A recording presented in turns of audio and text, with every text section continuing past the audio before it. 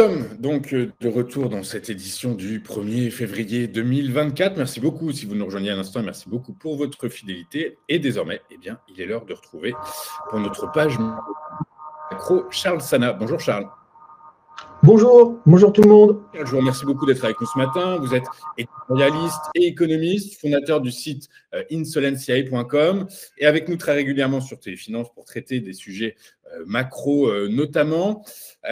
Charles, avec vous, on va revenir ce matin sur la décision de politique monétaire. Alors, au-delà de la décision politique monétaire de la Réserve fédérale américaine hier, son statu quo, largement anticipé par les marchés financiers, c'est le choix de Jérôme Powell de dire qu'il n'y aurait pas de baisse de taux lors de la prochaine réunion de mars. Résultat, patatras, les marchés financiers ont baissé. Charles, qu'est-ce que vous en pensez? Et est-ce que finalement, à la veille d'élections présidentielles majeures, est-ce qu'on n'est pas en droit de se poser la question de savoir si cette décision n'est pas un peu politique plus qu'économique, selon vous?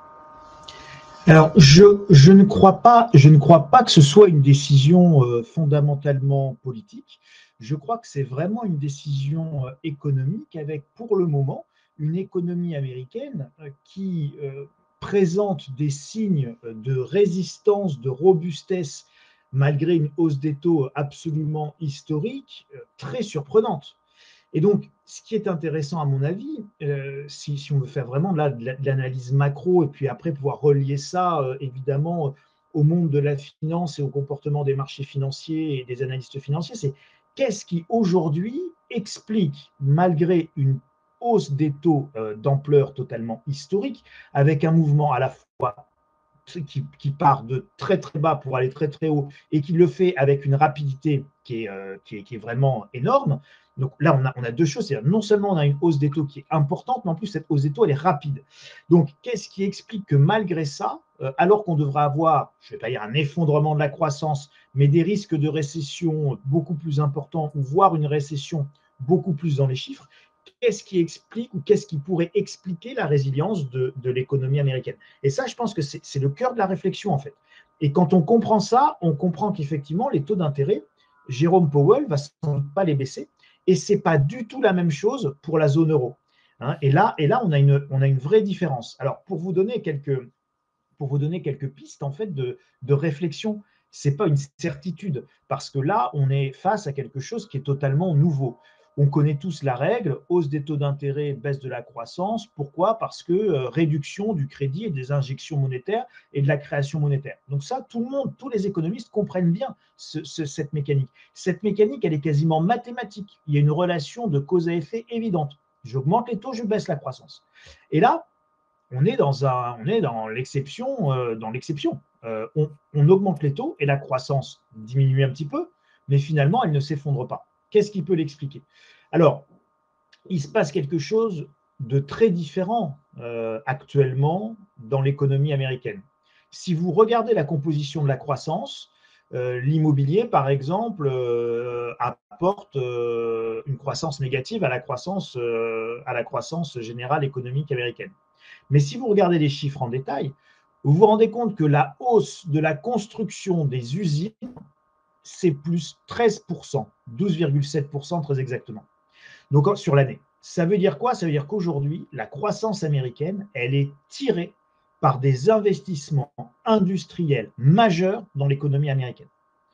Qu'est-ce qui explique ces investissements majeurs? Comment ça se fait que tout d'un coup, alors que les taux d'intérêt augmentent, que l'argent devient plus cher, qu'est-ce qui peut expliquer que l'économie américaine subit des investissements considérables et des investissements industriels? Là, les 13% de hausse, c'est sur les usines et les bâtiments industriels.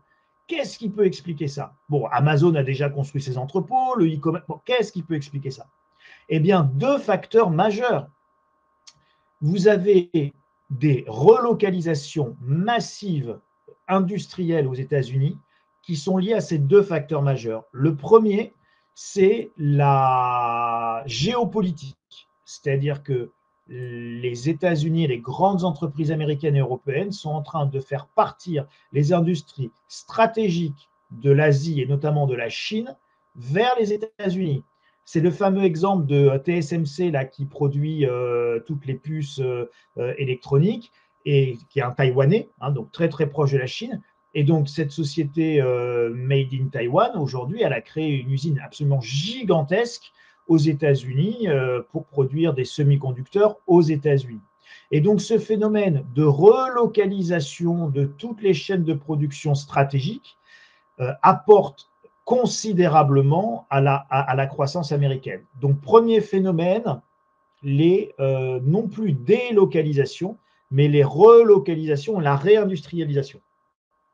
Et vous avez un deuxième phénomène dont la zone euro et l'Union européenne est évidemment non pas le héros, mais la victime, c'est qu'il se passe la même chose.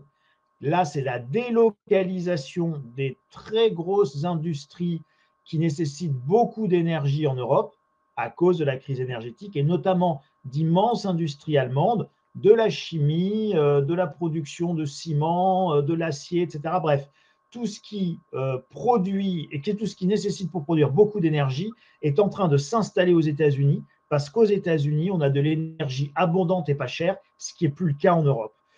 Ce mouvement risque d'être renforcé si jamais Joe Biden maintient sa suspension de tous les nouveaux investissements dans les structures GNL. Donc, je rappelle que les États-Unis, enfin la Russie a envahi l'Ukraine. Pour soutenir l'Ukraine, nous avons, nous, les Occidentaux, les Américains et les Européens, sanctionné la Russie, mis des embargos. Nous nous sommes privés du bon gaz russe. Les gazoducs Nord Stream ont comme par hasard explosé pour être sûr qu'on n'ait pas la tentation, notamment en Allemagne, de retrouver, de négocier quelque chose avec la Russie qui permettrait de retrouver du bon gaz russe. Et en échange, on a commencé à investir massivement dans des terminaux pour traiter le GNL, GNL qui est le gaz liquéfié, qui provient des États-Unis. Et là, Joe Biden annonce maintenant qu'il n'y aura plus de gaz et il n'y aura plus de GNL pour l'Europe. Donc l'Europe se retrouve sans énergie. Vous êtes un industriel européen, vous faites quoi? Bien évidemment, vous vous précipitez pour délocaliser votre énorme usine qui nécessite énormément d'énergie et qui nécessite aussi d'avoir de la visibilité. Vous la délocalisez de l'Europe aux États-Unis.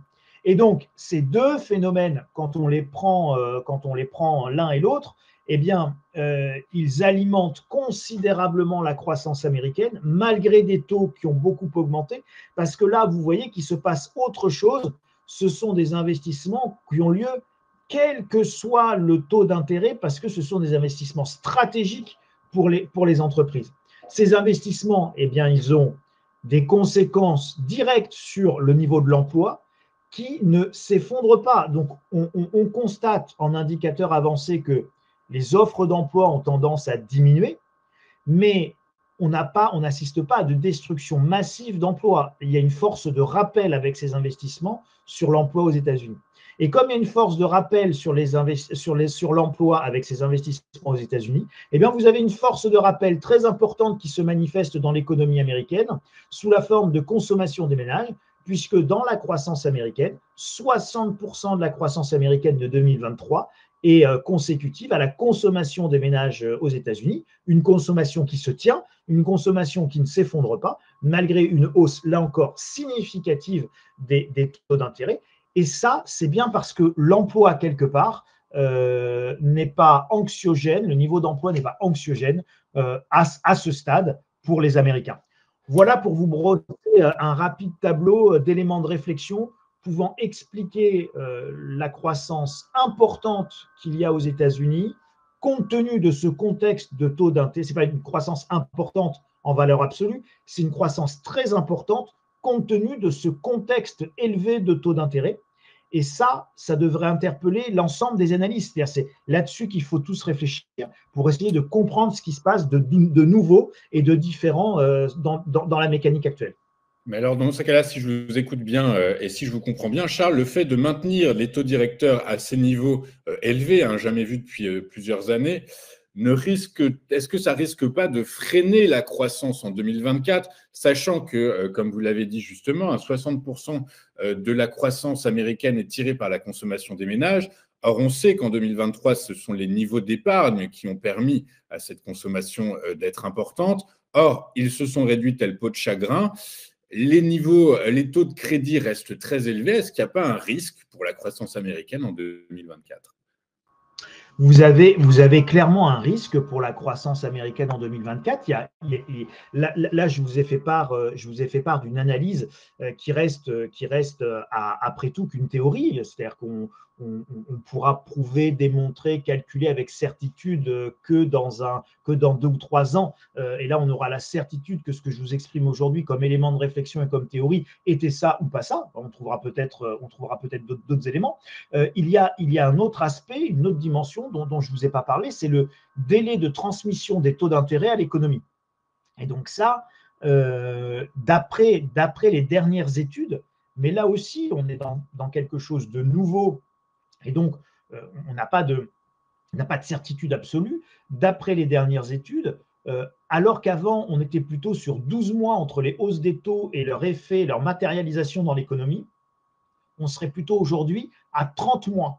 C'est-à-dire qu'on a un délai de transmission de la politique monétaire dans l'économie qui est en train d'augmenter tendanciellement, cycle de hausse ou cycle de baisse après cycle de hausse ou cycle de baisse. Ça veut dire qu'a priori, l'économie mondiale, américaine, mais partout, de manière générale, aurait une inertie de plus en plus importante vis-à-vis de la politique monétaire. Et les causes sont pas très clairement, on constate de manière observationnelle que ça se passe comme ça, mais les causes aujourd'hui ne sont pas clairement explicitées. Et on n'a pas une réponse évidente sur ce qui pourrait expliquer cette augmentation du délai de transmission de la politique monétaire. Alors imaginons qu'en fait, ce que je viens de vous dire soit totalement faux et que ce soit juste un problème d'augmentation du délai de transmission de la politique monétaire. Et à ce moment-là, ce que vous dites peut trouver une réalité très violente dans l'économie en 2024, avec la récession qui se matérialiserait brutalement en 2024, parce qu'il fallait plus de temps pour que ça impacte l'économie. C'est quelque chose qu'on peut tout à fait imaginer.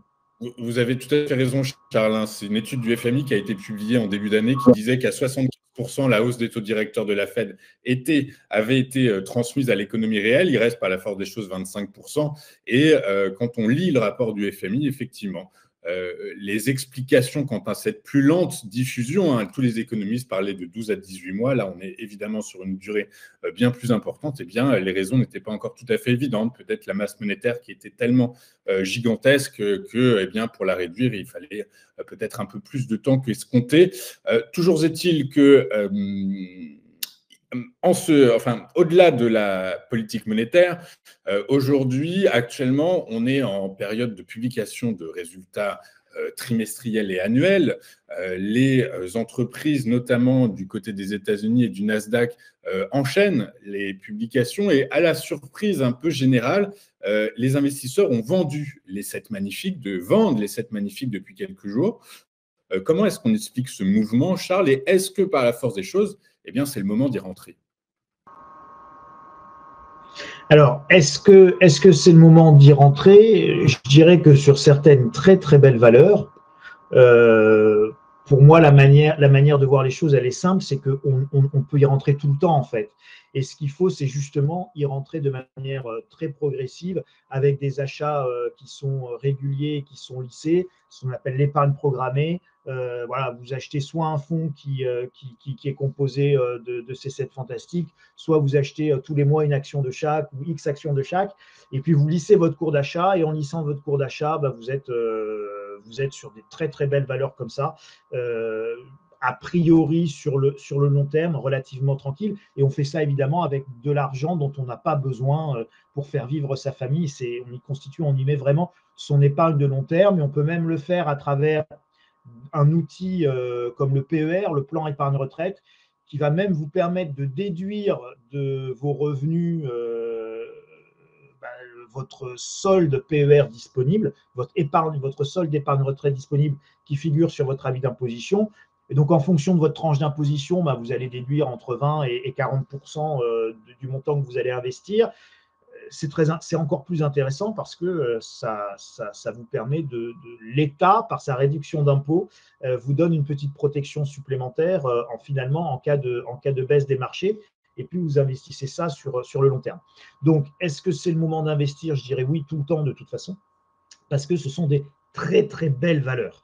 Après, pour répondre à la question pourquoi ça corrige, eh bien, pourquoi ça corrige? Très clairement, parce que le discours de la Fed et le discours de Jérôme Powell, c'est de dire, mais finalement, on ne baissera pas les taux aussi rapidement que ce que le marché pensait, parce que la force de l'économie reste importante, que les investissements directs qui arrivent dans l'économie sont importants, que la demande d'énergie reste importante et que tout ça ne s'effondre pas, et que si ça ne s'effondre pas et que vous rebaissez les taux, vous allez évidemment redéclencher une spirale inflationniste, où vous allez prendre le risque de redéclencher une spirale inflationniste, parce que l'économie, particulièrement aux États-Unis, est encore une fois fondamentalement bien plus dynamique que ce que beaucoup peuvent penser, et c'est notamment lié, encore une fois, à cette géopolitique qui entraîne des relocalisations, et à cette crise énergétique en Europe qui entraîne des investissements industriels directs de la part des États-Unis, de la part des Européens aux États-Unis. Donc tout ça a vraiment un effet considérable. Donc la Fed en prend acte et dit je ne vais pas augmenter mes taux d'intérêt. Et là, c'est stupeur et tremblement auprès des investisseurs et sur les marchés financiers qui croyaient vraiment que les taux d'intérêt allaient baisser très facilement dès 2024. Allez, hop, hop, hop, c'est bon, on a gagné contre l'inflation, maintenant on baisse les taux d'intérêt et redonnez-nous de l'argent gratuit. Bon. Et troisième question que ne se posent pas les marchés et que ne se posent pas les analystes, mais il faut se la poser parce que c'est une question fondamentale pour comprendre là aussi ce qui nous attend cette année et puis les années suivantes. Est-ce qu'une fois que la Réserve fédérale a réussi à sortir de l'argent gratuit, une fois que les banques centrales ont réussi à sortir des taux d'intérêt négatifs qui sont une aberration économique, c'est du délire les taux d'intérêt négatifs, et je vous dirai pourquoi après, mais est-ce qu'une fois qu'on a réussi à normaliser la politique de taux, est-ce que vous pensez qu'on va rebaisser les taux d'intérêt au point bas où ils étaient avant? La réponse est non. Il faut normaliser la politique monétaire. Donc, les marchés, là, il y a deux choses qu'ils ne prennent pas en compte. La première chose qu'ils ne prennent pas en compte, c'est la dynamique ou la cinétique ou la vitesse de baisse des taux d'intérêt. Je pense qu'ils la voient bien plus rapide qu'elle ne sera. Ça, c'est le premier point. Et bien plus tardive que ce qu'ils espèrent. Et le deuxième point, c'est une fois que les taux d'intérêt vont baisser, d'accord, mais ils vont baisser jusqu'à combien? Ils ne vont pas rebaisser jusqu'à moins 0,50, ce qu'on avait vu en Europe avec les taux négatifs de la BCE, ce qui veut dire basiquement, quand je suis en taux négatif, que je suis payé pour emprunter et que l'avenir est plus certain que le présent. Je rappelle que les taux d'intérêt, ça rémunère l'incertitude et le risque. À partir du moment où vous avez des taux d'intérêt qui sont négatifs, ça veut dire que le futur est moins risqué que le présent, ce qui est une évidente aberration. C'est comme si on vous assurait sur la vie jusqu'à 100 ans en vous faisant payer, en ne vous faisant pas payer, en pensant que vous allez vivre éternellement. Vous voyez, c'est un peu ce genre de logique. Donc, on est dans quelque chose de complètement aberrant. Donc, les marchés financiers, là, aujourd'hui, il y a deux choses qu'ils ne prennent pas en considération. C'est donc la baisse des taux d'intérêt et surtout son décalage dans le temps. Elle risque d'arriver plus tard que prévu. Et surtout, le niveau de taux neutre que va viser la Fed. À mon avis, ça m'étonnerait que les taux d'intérêt baissent tellement en dessous de 3%, sauf catastrophe économique. Mais effectivement, on verra ça avec attention. Charles, une dernière question. Alors, elle est dans l'actualité depuis hier soir. On ne l'a pas préparée ensemble, du coup, par la force des choses. Je suis un peu désolé de vous la poser, mais je sais que vous aurez quand même des idées. Mais aux États-Unis, on commence à parler de nouveau des difficultés des banques régionales après que la New York Community Bank Corp ait réduit ses dividendes et enregistré une perte. Ça crée des remous sur le marché bancaire outre-Atlantique. Est-ce que selon vous, il faut s'attendre à de nouvelles difficultés sur le secteur bancaire aux États-Unis? Et auquel cas, est-ce qu'il y aurait un risque de contagion au système bancaire occidental, voire mondial?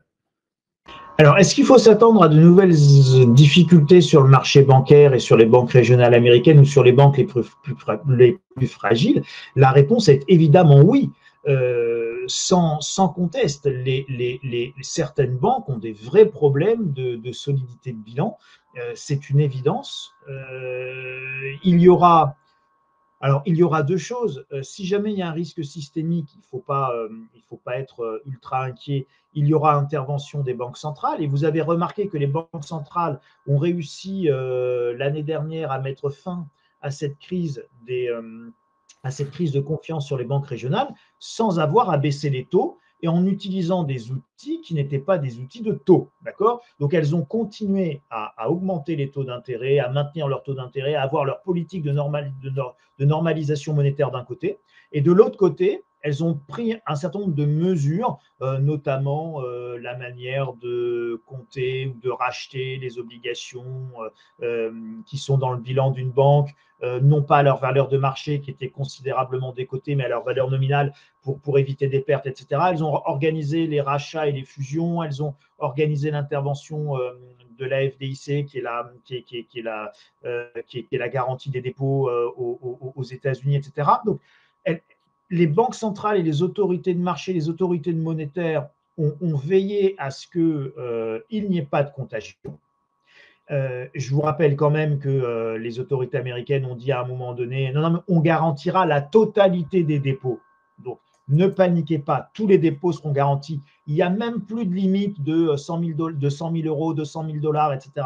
On garantira tous les dépôts. Donc, comme ça, vous n'avez pas besoin de courir. Hein, et vous n'avez pas besoin de retirer votre argent et vous n'avez pas besoin d'avoir peur. Donc, rien qu'avec cette mesure-là, en fait, ils ont évité la contagion. Et vous voyez, c'est une mesure qui, en fait, ne coûte rien. C'est une simple déclaration. Je garantis tous les dépôts. Et parce que je dis que je garantis tous les dépôts, les gens arrêtent de courir et donc les banques ne tombent pas. C'est vraiment la notion de confiance dans l'économie, c'est un point cardinal. Donc, je ne pense pas qu'il faille être particulièrement inquiet. Oui, on va sans doute avoir de nouvelles secousses. Oui, ces secousses, elles auront des impacts et des effets sur les marchés financiers, parce qu'entre le moment où les autorités monétaires font des annonces et le moment où on a peur, eh ben, il y a un petit laps de temps dans lequel les inquiétudes sont telles qu'effectivement, on a des hausses de l'or, des baisses des marchés, bon, voilà. On a des mouvements qui sont un peu plus erratiques et un peu plus violents, mais il n'y a pas de raison à ce stade de se dire que les autorités monétaires ne soutiendront pas le système financier international et le système bancaire international. Donc, il n'y a pas de raison de voir ou d'imaginer un effondrement bancaire international. Le seul risque que je vois, c'est un risque politique. C'est-à-dire que, et là aussi, c'est un sujet dont on parle peu, les États-Unis aujourd'hui sont dans une crise politique majeure, avec 25 États américains républicains qui sont quasiment en état de sécession vis-à-vis du gouvernement fédéral de Washington, avec l'affaire Texan, où vous avez tout de même le gouverneur du Texas qui a ni plus ni moins que déclaré la loi martiale, mobilisé sa garde nationale pour défendre la frontière face à ce qu'il appelle l'invasion migratoire venant d'Amérique du Sud, et vous avez 25 autres États américains qui lui envoient des troupes et qui lui envoient leur propre garde nationale pour l'aider, le tout avec un président américain qui décide de fédéraliser la garde nationale texane, c'est-à-dire de demander à la garde texane d'obéir maintenant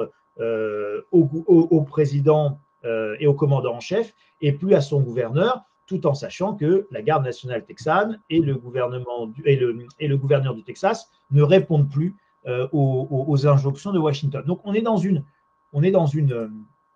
phase politique, là pour le coup liée aux élections qui arrivent au mois de novembre, qui est une phase politique extrêmement violente. Et aujourd'hui, le principal risque, à mon sens, pour l'économie américaine et donc en ricochet pour l'économie mondiale, et donc aussi pour le système financier et le système bancaire, c'est la crise politique américaine. Si la crise politique américaine entraîne l'impuissance ou l'inaction des autorités économiques américaines, là, effectivement, on a un risque d'accident, on a un risque potentiel d'emballement, et là, évidemment, on a un risque potentiel d'effondrement si les choses ne sont pas réglées à temps.